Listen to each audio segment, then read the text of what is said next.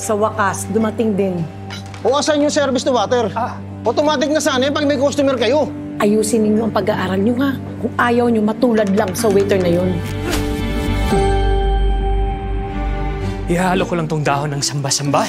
Tapos haluin mo ng maigi na parang orange juice.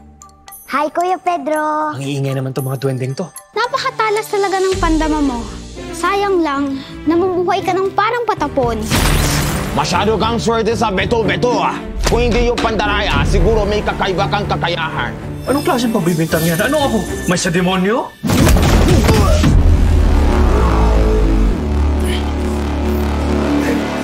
Sa'yo ba to? Akin yan ah!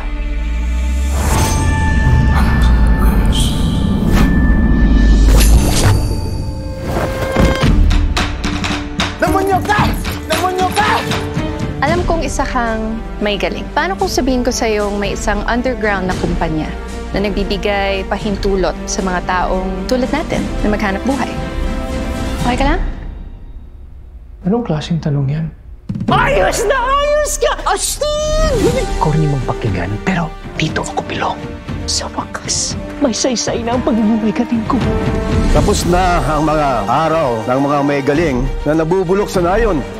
Oo, gusto nating tumulong sa lipunan, pero hindi naman pwedeng hindi tayo makinabang. Ang kulang ay paggamit ng diwa o life force para manipulahin ang katawan o kaluluwa ng isang tao. Hindi ito likas na masama. Ako po, susubukan ko po. Paano mo naman masasabi na magiging mahusay ka sa ganito?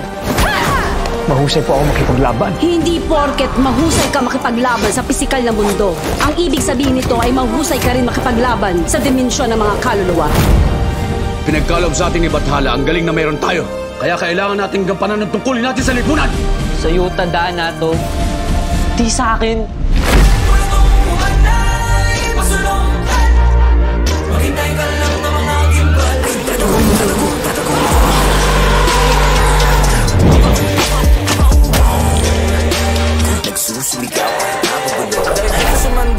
Di papakutsa, di papakutsa.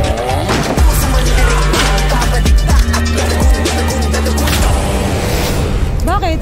Sino ka ba? Pedro Penduko!